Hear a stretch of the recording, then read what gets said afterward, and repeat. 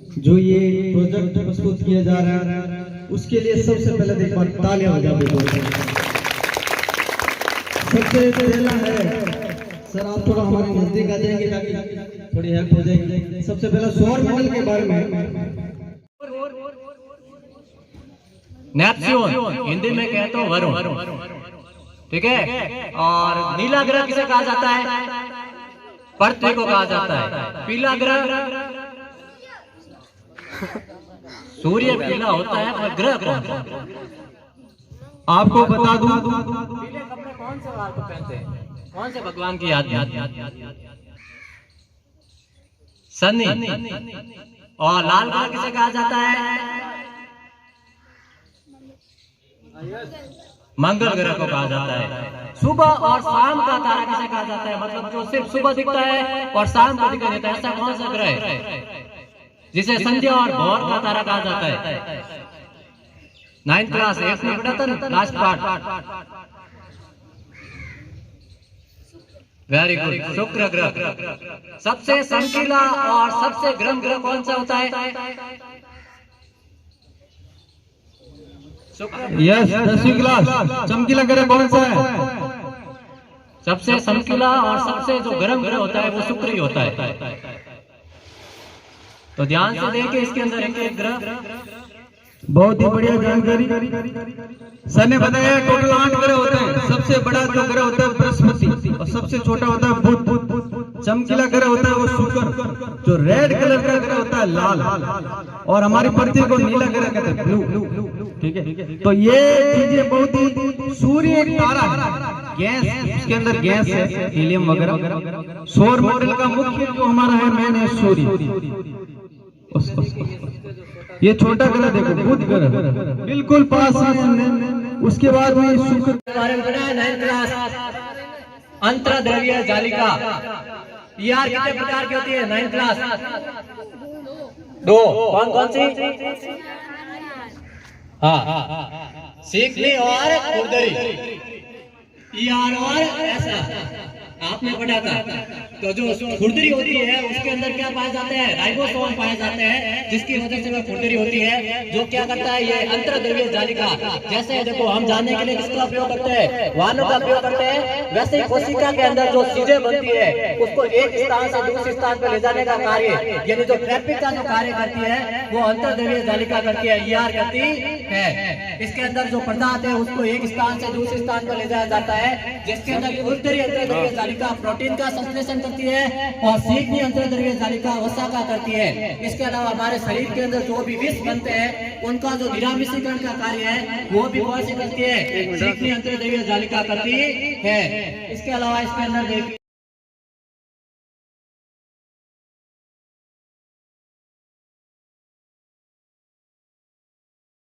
आपने देखा होगा कि ज्वालामुखी से किस प्रकार से लावा निकलता है। उसी का छोटा वर्जन, यानी जिसके अंदर सिर्फ घर की चीजों का, वेस्ट मटेरियल का इस्तेमाल करते हुए ज्वालामुखी का प्रदर्शन करेगी दिव्या। हाँ दिव्या, ज्वालामुखी वॉल्केनो क्या है। तो हमारे धरती के अंदर आपने देखा होगा कई परतें होती है। सबसे ऊपरी परत कौन सी होती है? 7th class. उस दिन सवाल पूछा था ना, ऊपरी परत, ऊपरी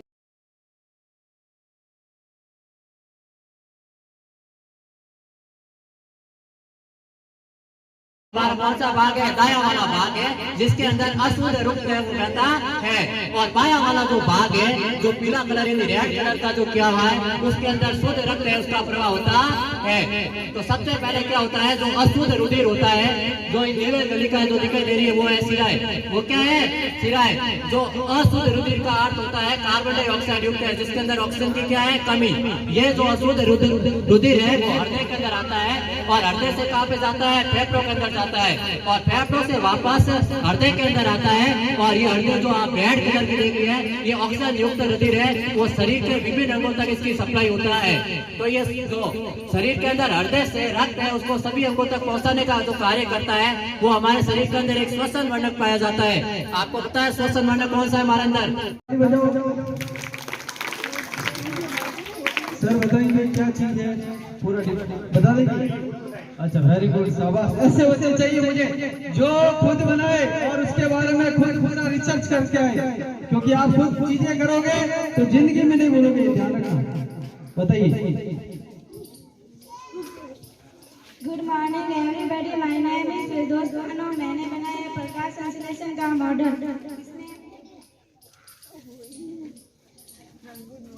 पौधे में जिस विधि द्वारा भोजन का निर्माण होता है उसे प्रकाश संश्लेषण कहते हैं।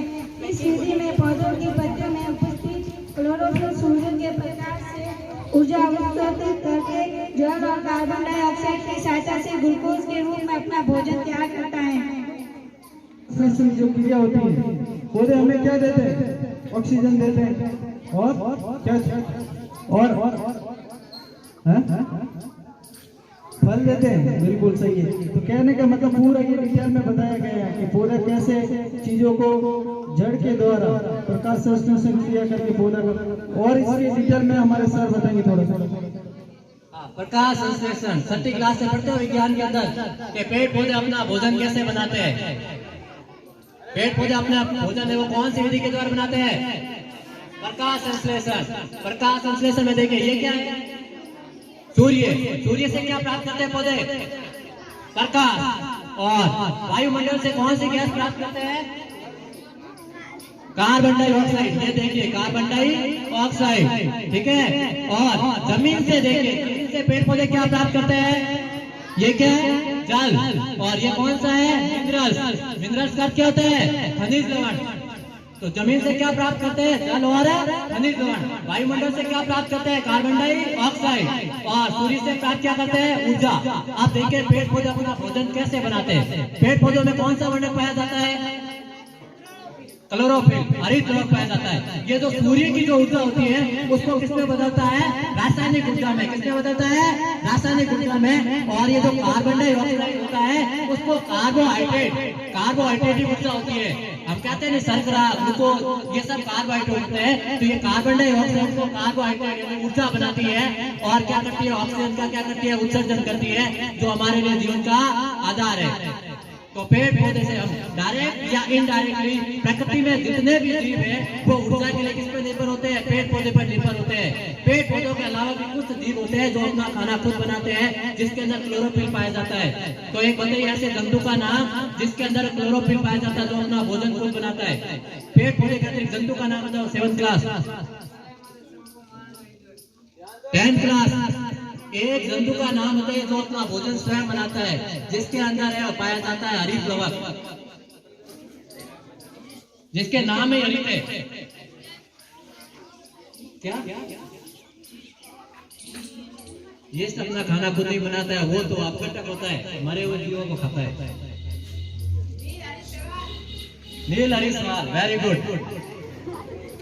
हाँ, जिसके अंदर खुद का क्लोरोफिल पाया जाता है और वो अपना भोजन स्वयं बनाता है। तो एक बार फिरदौस के लिए जोरदार तालियां। तो आप तो अभी क्लास में कभी नहीं भूलेंगे कि प्रकाश संश्लेषण क्या होता है। तो आप देखिए मॉडल द्वारा आप जो चीज करके सीखो ना। आज महात्मा गांधी का दिन है, उन्होंने एक बात कही थी कि जो शिक्षा दी जाए वो दी जाए करके सीखना, यानी खुद करके सीखो। जिंदगी के अंदर जो खुद प्रैक्टिकल करके सीखते वो कभी नहीं भूलते, ध्यान रखना। सबसे पहले आप साइंस की बात करते हैं तो हमारे मिसाइल मैन कौन थे? Missile man APJ Abdul Kalam. वो भी हमारी तरह ही स्कूल के अंदर पढ़े थे, नॉर्मल से स्कूल के अंदर पढ़े थे और क्या करते थे? साथ में मजदूरी करते थे, अखबार डालते थे। आपने पढ़ा होगा, आपके पाठ होगा इंग्लिश के अंदर डॉक्टर एपीजे अब्दुल कलाम, जिसके अंदर आपको उनके जीवन के बारे में पढ़ा होता कि नॉर्मल स्कूल के अंदर हमारी तरह स्कूल में पढ़े थे। तो कोई भी जन्म से वैज्ञानिक नहीं होता है, बाद में सबके वो वैज्ञानिक बनता है, मेहनत करता है और खुद एक्टिविटी करता है, अपनी रचनात्मकता बाहर निकालता है तो वैज्ञानिक बनता है। तो एपीजे अब्दुल कलाम ने कहा था कि आप लोग करके सीखो। अगर आप करके सीखोगे जिंदगी में पढ़िए। वो एक बार ढूंढ रहे थे तो उन्होंने पक्षियों को देखा, तो उन्होंने सोचा था कि मैं भी क्या बनूंगा, एक ऐसी चीज बनूंगा जो हवा के अंदर उड़ेगी। और आगे चलकर उन्होंने मिसाइलें बनाई और मिसाइल मैन के नाम से फेमस है आज। धन्यवाद, सर ने बहुत ही अच्छा बताया है। थैंक यू फिरदौस।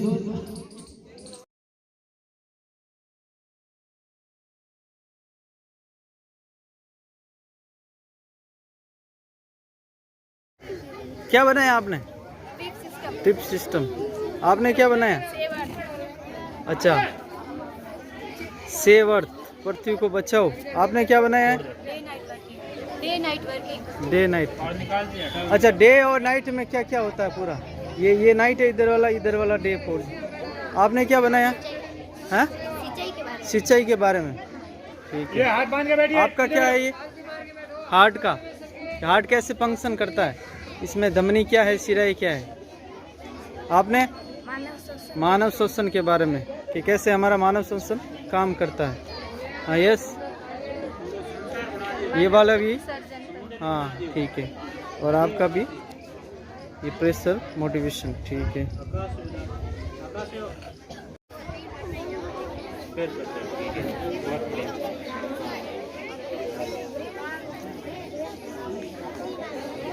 पानी को कम से कम यूज मिले, इसके लिए गवर्नमेंट ने अलग अलग प्रकार की योजना रखी है। ड्रिप सिस्टम होता है, नलकियों से पानी आता है और छेद करके उस जड़ों के अंदर पानी है वो जाना चाहिए। इससे क्या होगा कि पौधा भी उन्नत जाएगा और पानी भी कम यूज में जाएगा। उसके बाद एक और टिप है कि पोली हाउस लगाते हैं गवर्नमेंट। पोली हाउस में क्या होता है, नीचे प्लास्टिक रखा जाता है और उसके ऊपर रेत डाल देते हैं और उसके बाद में रेत में भी प्लास्टिक की नली लगी रहती है, छेद करके उसके अंदर बीज बो दिया जाता है और पानी की जो मात्रा है, नमी है, वो जमीन के अंदर बनी रहती है। ऐसे में क्या हो जाता है कि पानी की कमी है वो अपने को महसूस होती नहीं है। पानी प्लास्टिक नीचे रहेगा, पानी जब पाताल में जाएगा नहीं और ऊपर पड़ा रहेगा पानी के ऊपर, ऐसे में जमीन पौधा है वो बढ़ता जाएगा। कहने का मतलब है कि पानी कमी होते हुए भी अपन उसको सही ढंग से यूज ले सकते हैं। और थैंक यू 10वीं क्लास की छात्रा ने ये शानदार प्रोजेक्ट बनाया है। अच्छा, ध्यान से देखो एक बार। जो सूरज के ठीक सामने है वो दिन कहलाता है और पिछला भाग रात कहलाता है। जैसे जैसे पृथ्वी गति करती है इसे डे नाइट वर्किंग कहते हैं।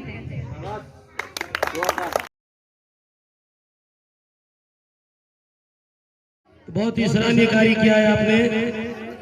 आगे सिंचाई के लिए आगे वो ये खेत बना हुआ है, खेत में फसलों को सिंचाई दी जाती है। ये सोलर सिस्टम होता है, सूर्य के प्रकाश से ऊर्जा उत्पन्न करके विद्युत प्राप्त करना। किस पे आती है? Solar panel. घरों के ऊपर लगी होती है ना प्लेटें, उस प्लेटों के अंदर क्या लगे होते हैं? डायोड। क्या लगे होते हैं? डायोड। तो जब डायोड के अंदर जो सूर्य की किरणें जब इस पैनल पे गिरती है तो इस डायोड से जो इलेक्ट्रॉन होते हैं वो क्या होते हैं? मुक्त। हमें पता है विद्युत धारा का प्रवाह कैसे होता है? आवेश प्रवाह की दर को क्या कहा जाता है? विद्युत धारा। जब इलेक्ट्रॉन प्रवाहित होते हैं, जिस चीज के अंदर मुक्त इलेक्ट्रॉन होते हैं वहां धारा का क्या होता है? प्रवाहित। तो यहाँ पे देखिए ये जो सोलर पैनल लगा उसके अंदर क्या लगे होता है? डायोड।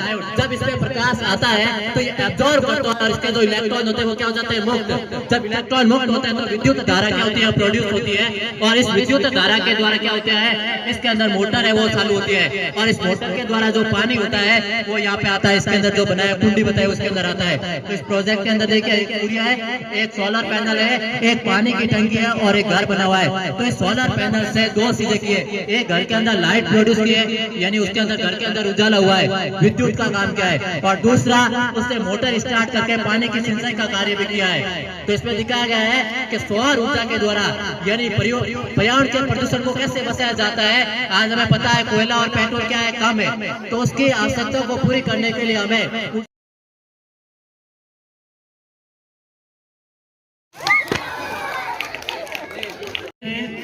ये मानव पाचन तंत्र का है।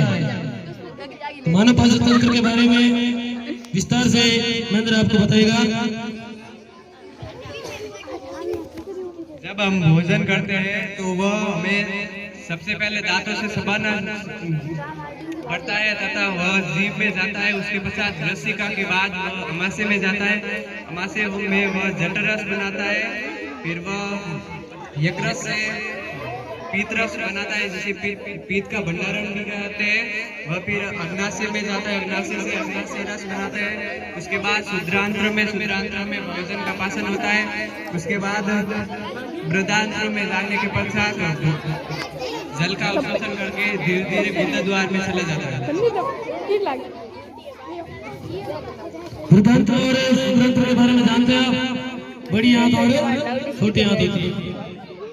तो ये मॉडल महेंद्र ने तैयार किया। बहुत बहुत धन्यवाद महेंद्र के लिए, तालियां।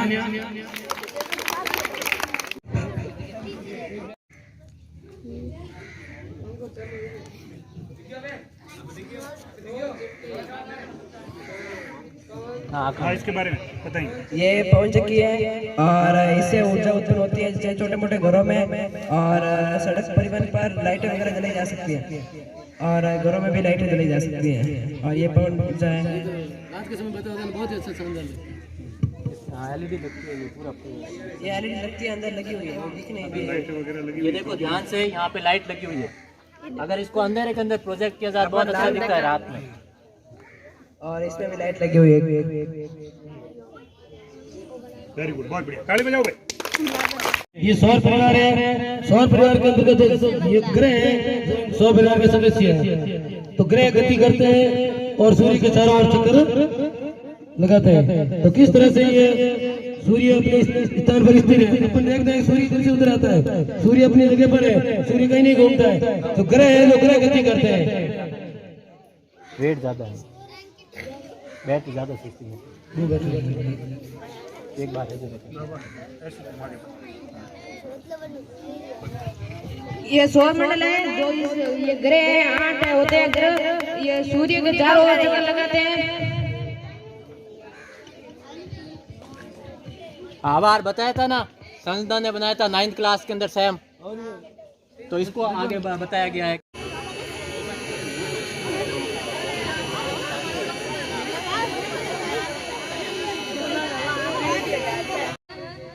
22 अक्टूबर 2008 में लॉन्च किया गया था। वो भारत का पहला मिशन है।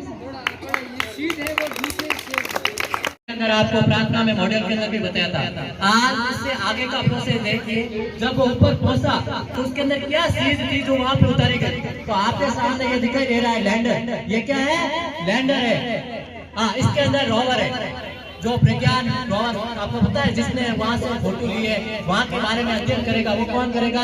ये रोवर करेगा। तो एक बार जोरदार ताली, रोवर बाहर आ रहा है, प्रज्ञान बाहर आ रहा है, रोवर जोरदार तालियां।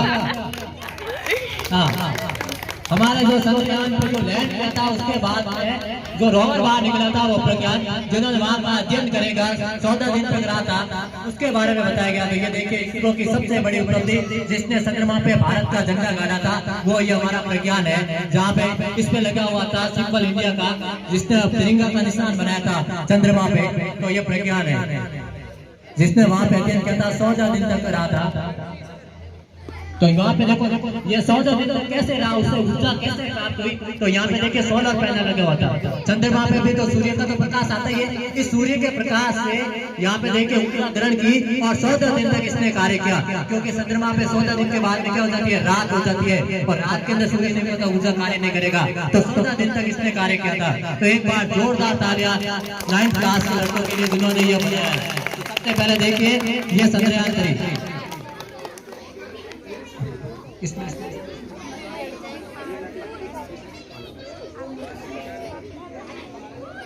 तो देखिए ऊपर जा रहा है, कैसे गया था चंद्रयान 3 ऊपर, वो ध्यान से देखिए। तो 9th क्लास में एक बार जोरदार ताली वो आपको दिखाएंगे, वो ऊपर कैसे जाता है चंद्रयान 3। ये देखिए नीचे था, ऊपर कैसे गया, ध्यान से देखिए। ये एक बार और देखिए आराम से, चंद्रयान 3 ऊपर कैसे,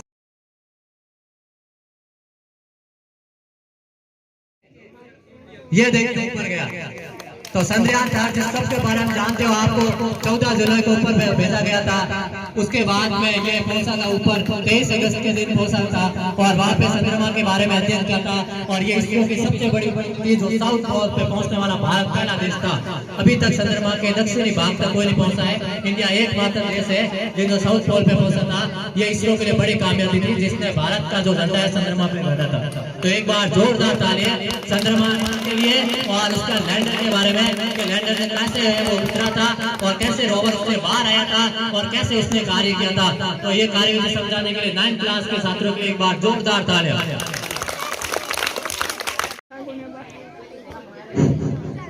हमारी क्लास के साइंटिस्ट अरमान ने ये मोबाइल प्रोजेक्टर बनाया है, जो अंधेरे में कार्य करता है। अभी अंधेरा तो नहीं है, इसलिए मैं आपको बता देता हूँ। ये मोबाइल प्रोजेक्टर है। मोबाइल प्रोजेक्टर में भाई देखते हैं कि भाई स्क्रीन को बड़ा करते हैं, फोन की स्क्रीन को बड़ा करते हैं। भाई हमारे फोन में स्क्रीन छोटी है और हमें वीडियो देख सकते हैं, लेकिन जब इस फोन को हम इस प्रोजेक्टर के अंदर यहाँ पर रखते हैं, ठीक है। और जब इस बल्ब के अंदर पानी डालते हैं तो इसका प्रतिबिंब बनता है बड़ा, मोबाइल स्क्रीन का प्रतिबिंब बहुत बड़ा बनता है और इसे एक सफेद पर्दे पर पूरी स्क्रीन के पर्दे को उतारा जा सकता है।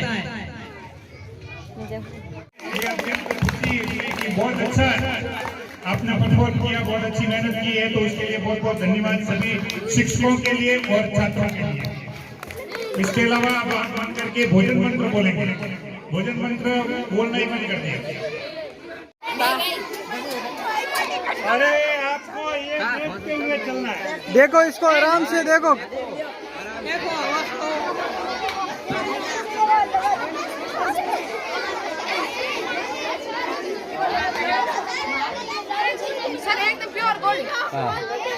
मैं बार इंटरव्यू ले रही हूँ तो ना बार आऊँ।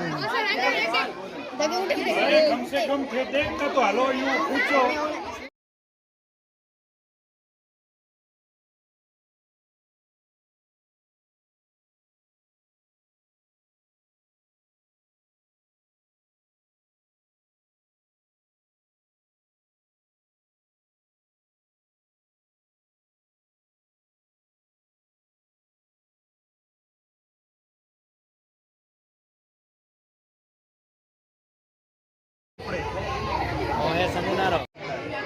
लावा वगैरह बाहर निकला हुआ ठीक है, बहुत बढ़िया।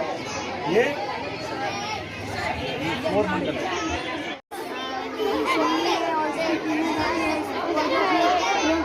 कार्बन डाइऑक्साइड है और ये ऑक्सीजन